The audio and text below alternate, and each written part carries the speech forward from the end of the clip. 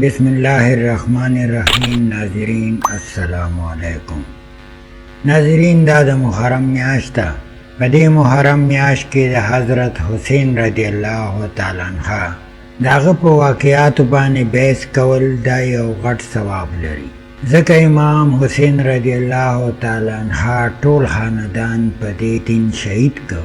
مونږ ته یو حق دین پرېښو او هغې ته لاړل، او دا قربانی چې دوی ورکړه نو دا په دې وجه ورکړه چې دا د نبی وصي او د دوی پرورش نبی کریم صلی الله علیه و آله وسلم په خپل غیږه کې کړی. د نبی کریم صلی الله علیه و آله وسلم په حدیثو باندې د ټولو نه زیات عمل د دوی و، ولې چې دا وصي و د دوی نیکه او همغه طریقې سره دوی د هغه تبلیغ رانیولی و. نو د یزید کردار ټیک نه و، ځکه امام حسین رضی الله تعالی عنہ دې میدان ته راووته. نو دا که راوتی دی دا زما او ستا دپاره راوتی دی. نو مونږ له پکار دا دی چې په دې ورځو کې مونږ د هغې څه واقعاتو باندې خبرې کوو. ناظرین، په دې ورځو کې خندا کول، ودونه کول، غټې غټې خوشحالۍ خنداګانې کول، پارټیانې کول، دې ورځو کې لږ احتیاط کوئ. انشاءاللہ اللہ تعالیٰ با پا منگ طولو باندې رحم وکړي او هر څه چې کوئ د الله د رضا دپاره کوئ، ځکه چې یو ځای کې فرمایي چې رسول الله صلی الله علیه و آله وسلم با په حوض کوثر باندې د هغه خلکو زیات انتظار کوي کومو خلکو چې د هغه نوسو سره محبت کړی دی، ځکه رسول کریم صلی الله علیه و آله وسلم بارها حدیث دی چې زما اولاد سره محبت وکړئ، چې دا زما ځان دی، زه دوی سره محبت کوم او دوی ما سره محبت کوي. نو رسول کریم صلی الله علیه و آله وسلم په دې ډېر زیات زور راوړی چې لازمي زما اولاد سره ډېر زیاته مینه وکړئ. نو زه به په حوض کوثر باندې ستاسو له اوبه درکوم چې په هغه وخت کې به انسان ډېر تندې نیولي. حوض کوثر اوبه څښلو سره د هغه تنده مکمل ختمه شي. نو دا څومره لوی یو اجر دی چې د دوی په محبت باندې مونږ ته حوض کوثر اوبه میلاویږي او زمونږ تنده پې ماتیږي.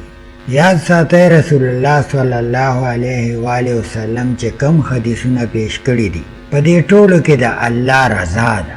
رسول کریم صلی الله علیه و آله وسلم د ځانه هیڅ حدیث نه دی پیش کړی. که تاسو وګورئ په قرآن کې یو آیات ته ما مخکې هم په ویډیو کې ویلی دي چې الله تعالی وایي دوی ته ووایه چې زما اولاد سره محبت ساتئ.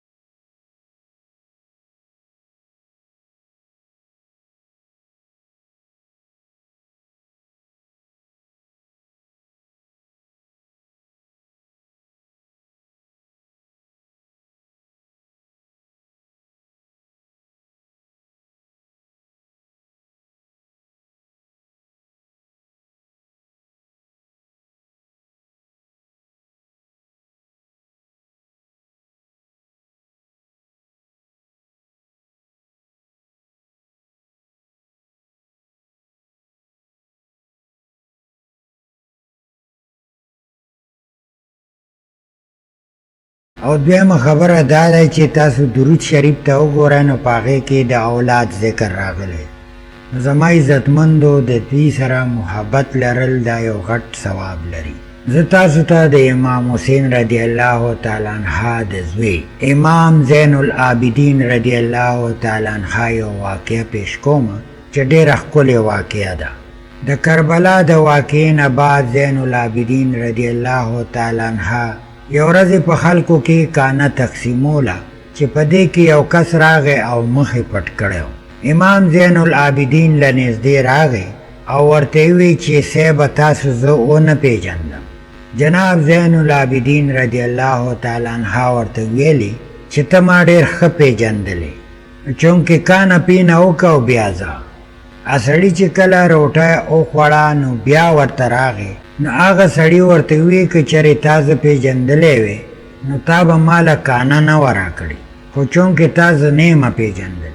نو جناب زین العابدین رضی الله تعالی عنہ ورته وفرمایل چې زه تا ډېر ښه پیژنم او هغه واقعه هم درته بیانوم چې زه تا څنګه پیژنم، چې د کربلا نه بعد چې کله مونږ قید کړو او چې کله مونږ ستاسو په ښار باندې بوتلو نو تاسو مونږ اهل بیت په کاڼو باندې ایستلو، حالانکې هغه وخت کې مونږ ستا میلمانه وو، ځکه چې مونږ ستا په ښار کې، خو ستا تربیت داسې شوی و چې تا مونږ په کاڼو باندې ویشتلو او زمونږ بېعزتیانې دې وکړې، او دې وخت کې ته زما میلمه یې زما په ښار کې، زما تربیت چې چا کړی دی نو زه به هغسې سلوک تا سره کوم.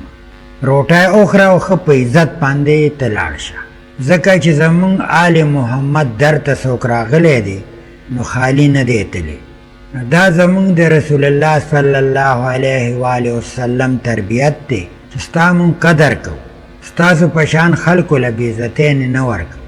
نو دې واقعې ته وګورئ، دې کې صاف ظاهره ده چې تربیت ډېر ښه شی دی. چا چې د رسول الله وسلم په غیږ کې تربیت حاصل کړي نو ته ووایه چې د هغه نه به غلط کار وشي، هغه به یو غلطه فیصله وکړي، هغه به د یو شي لالچ وکړي، سوال نه پیدا کېږي. هغه چې شهادت ورکړی او ټول خاندان شهادت ورکړی دی، دا یې زما او ستا دپاره ورکړی دی. نن ما او تاله په کار دی مونږ د هغوی یو معمولي واقعه نه شو بیانولی، مونږ د هغوی یو معمولي واقعه اورېدی نه شو، دونه طاقت مونږ کې نشته. ناظرین، الله تعالی دې په مونږ باندې خپل رحم او فضل وکړي. اهل بیت سره محبت ساتل پکار دي. الله دې مونږ له وس راکړي چې مونږ په دې عمل وکړو. ناظرین، اجازت غواړم، الله هم خوشحاله آباد لره. السلام علیکم.